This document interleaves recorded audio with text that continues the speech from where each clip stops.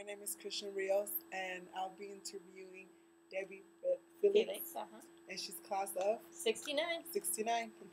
So let's get started. So, what is the best advice that you could give to a Pueblo student? I think the most important thing you can tell any student at Pueblo or anywhere is to get involved. You know, the neatest thing about high school is that you get to meet so many different people, and there's so many things thrown at you, the different clubs you can join. You know, anybody that has any kind of an interest, there's a club that you can join to do that. You meet different people that way. You meet people that can just enhance your life.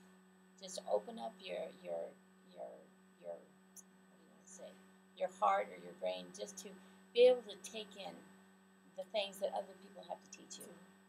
So just get involved. Get involved. Nice answer. So, next question. So, when you were attending Pueblo, what was a typical Friday night like? What would you do your Friday night? Friday night was always what was happening at the school. Back then, the whole social life of my life and of all the kids that went to Pueblo, our social life was made around Pueblo. We didn't have outside dances to go to. We didn't have anything else to do. Everything was circled around your high school, and it was the same with every other high school. You know, we didn't meet many kids from the other high schools because you did everything at your high school. So, typical Friday night was going to the football game or the basketball game, and then we would cruise Speedway. I guess like the way kids cruise Sixth, we would cruise Speedway, and that's where you would meet the other kids from the other schools. Everybody just had someplace on Speedway where they would park, and so you would just stop off and meet kids from this school or something like that. But that's what you did. You just cruised Speedway. That sounds like fun. Yeah. Oh, and then we went to Johnny's to eat. It was that's a restaurant. Yeah, it was a restaurant. We'd always go to the same restaurant and eat. And then you had to be home by 12. It was just everybody had to be home by 12. Yeah, curfew. So next question: what major historical periods, events, or crises were going on when you attended Pueblo? I think the worst one happened right before I entered Pueblo, and it was when President Kennedy was assassinated. And that was it was horrific for all of us. Remember, the teacher left the room to come back to us to say that the president had died. That was horrible. And then she was crying, and everybody was crying, and that's back when we all loved our president. We all had all this patriotic stuff going on. But when he was assassinated, and then Lyndon B. Johnson took over, and that whole thing, I mean, you saw that, him getting shot. Well, just like you see things today, you have everything records everything, you see it 100 times. Just like the Twin Towers, when we saw that 100 times. We saw President Kennedy being shot 100 times. And then the whole thing when they caught Harvey Oswald, and then the person that shot Harvey, Ruby, I think was his name, that shot him.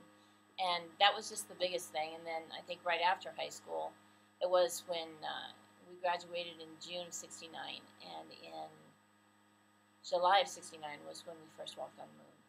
And that was just a really big thing to us. It was, my God, I remember the night me and my girlfriend picked me up and we were cruising Speedway, and we went to Arby's and we got something to eat. And then all of a sudden they were announcing that the first man was walking on the moon. So we went home back to watch that on TV. So those were the biggest things that happened right around high school for us. Yeah. It was neat to live at that time and be a part of that. That's really nice. So next question. What were your senior pranks like? Or what was your guys' No senior pranks. No senior pranks? No, I mean, we just didn't do senior pranks, but what we did do was we had senior ditch day. But when you did senior ditch day, and I'll probably get in trouble for saying this, but everybody in the class did the senior ditch day, and no one knew where it was. But we all went to Sabino Canyon. We went to Sabino Canyon, and we just, and some of the other schools were up there at the same time we were at senior ditch day, and no one was looking for us. It wasn't it was just a day when we just took the day off, and most of us all had our parents' permission. But it was just fun, just with your friends and just hung out all day long. That's real nice. Yeah, but no senior pranks. We just... Did you ever find out, what your teachers said or the administration? Oh, yeah, they yelled at us when we got back. You shouldn't have done it. And that's true. We shouldn't. But it's just, and teenagers all have to rebel at some time. And you just choose the level in which you're going to rebel at. And me missing one day of school that year was not a big thing. Yeah, and I think that's what I think. I think it's preferable to have fun outside of school than damaging. Oh yeah, that's just sad. Yeah. That's a good point. Yeah. So next question: what motivated you to graduate from high school? Okay, the motivation was just there since I was in kindergarten. Everyone graduated from high school. We would have maybe 2 or 3 people that we went through school with that didn't graduate. That's just what everybody did. There was nothing else to do. Your parents expected you to be in school, and so everybody just went to school every day, and you just graduated. There was I can't remember.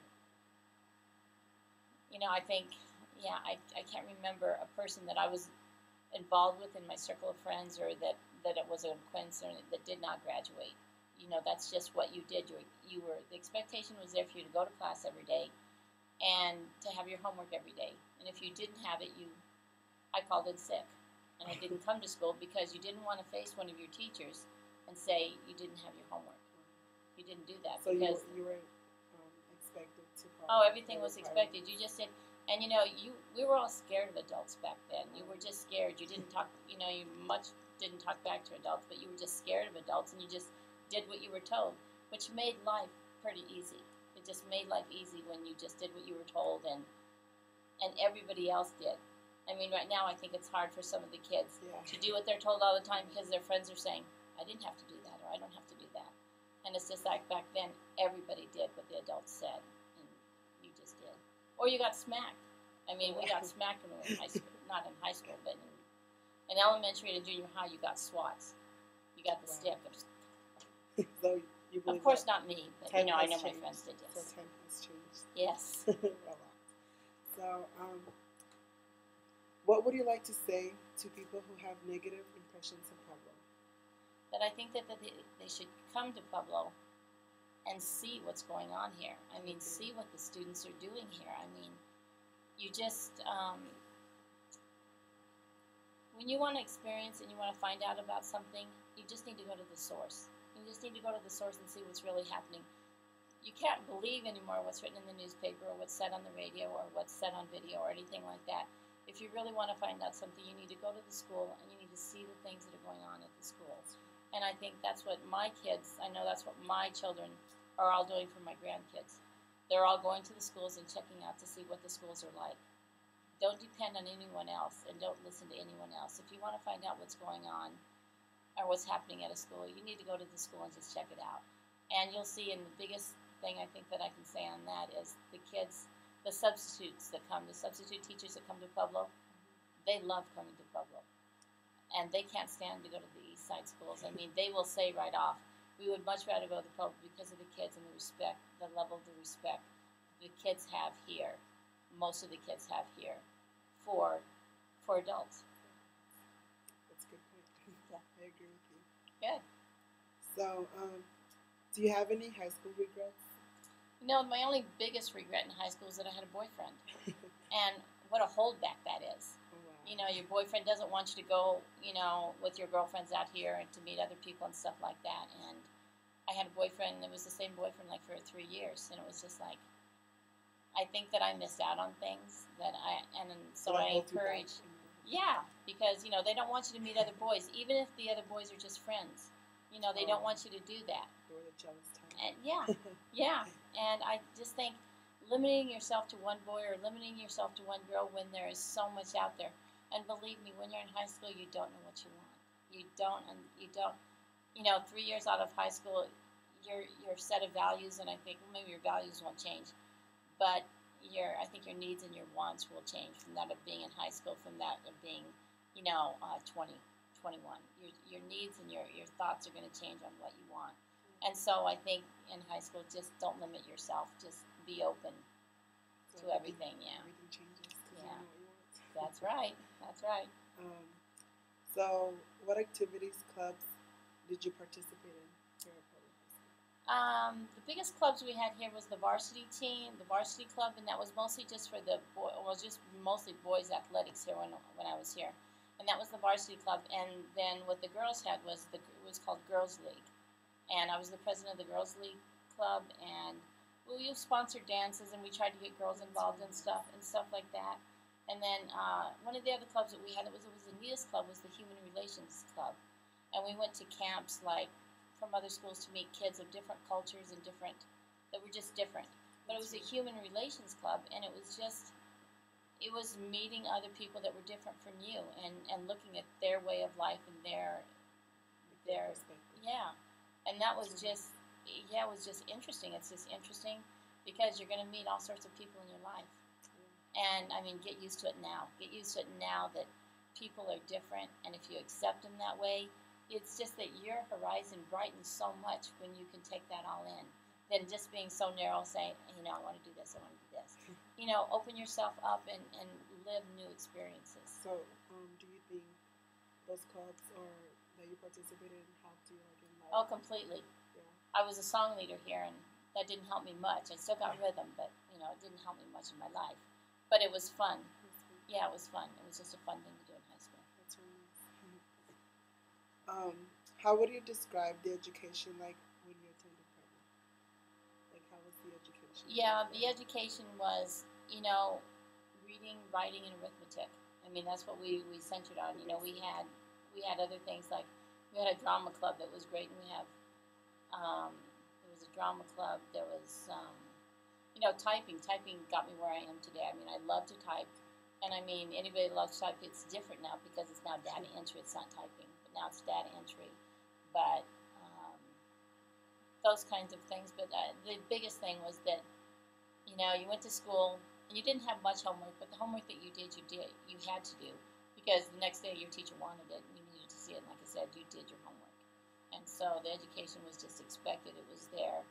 And the teachers, I think, had more room to not only tell you about the historical facts, but their perspective on it. I think now, they have to teach you a certain way. Teachers were given much more free reign back then on how they wanted to present something. So, about that, like, if I may ask, how do you feel like, since they're cutting so many programs in education, how do you feel that? I think the leadership in the state and in the federal they're just crazy. I mean, what's the most important thing for anybody in their life is for education. The kids are our future leaders. They're the future of this country. And what are you saying, that they're not important, that they don't, you know, the programs they're cutting and the teachers that they're cutting, and they're putting all these kids into classrooms. And I think that I'm glad that every state doesn't like Arizona, because California certainly puts a lot more money into there. You know, I don't know a lot about the other states, but Arizona needs to just get on the boat and say, this is where our future is. People, you know, kids need, yeah. And so for us to be cutting programs right now is just ridiculous. I agree with you. Yeah. So next question. It's off topic. So okay. Did you have a high school sweetheart? Yes, I did, and yeah, that was my regret. And tell you the truth, you know, we're still in touch with him because I married his best friend. Oh wow! And so he's the godfather of one of my firstborn, and I'm the godmother of his firstborn. So we're still very good friends. But yeah, I had a high school sweetheart, but interesting. I married his best friend. So yeah, time does change everything.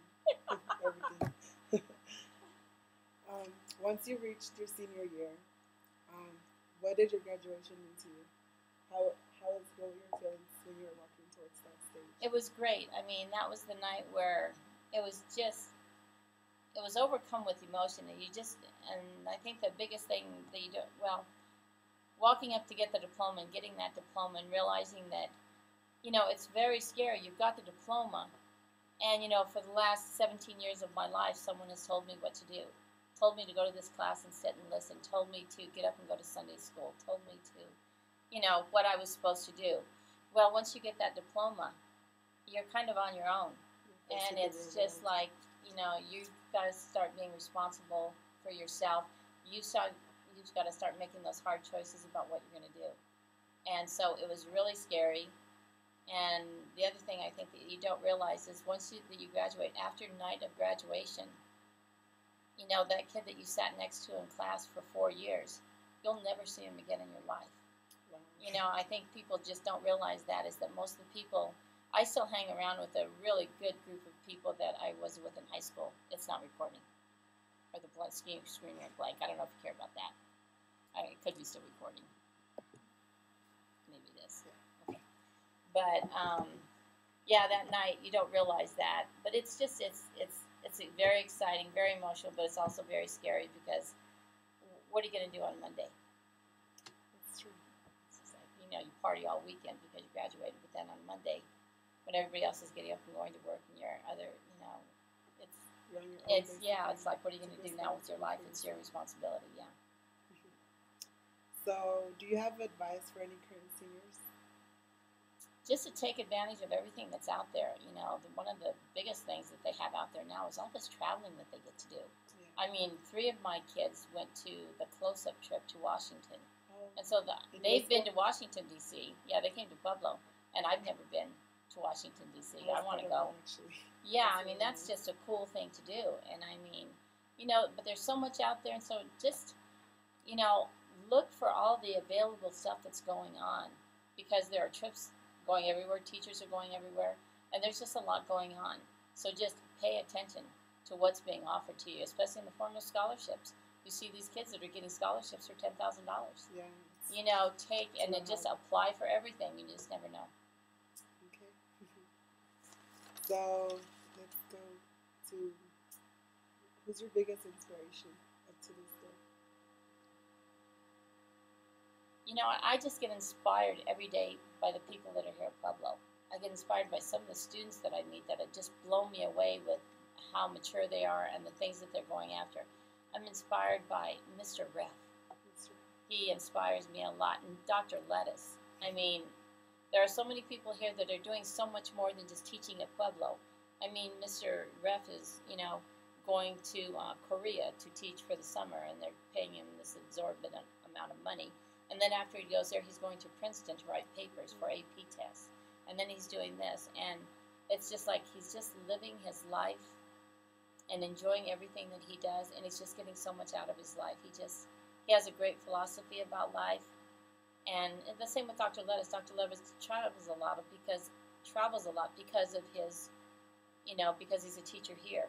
But he's so much more than just, a teacher at Pueblo. I mean, he does so much more. And plenty of our teachers do. I mean, it's exciting to talk to the teachers and see what they're going to do for the summer. And it's just inspiring to see what the teachers are doing.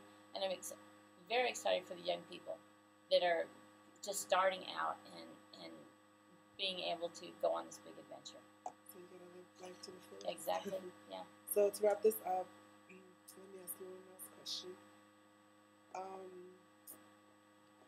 How would it, after you've been to college and you were faced with many obstacles, I believe, how would you wrap up your life? I mean, you're not ending with it, but the difference with us, the difference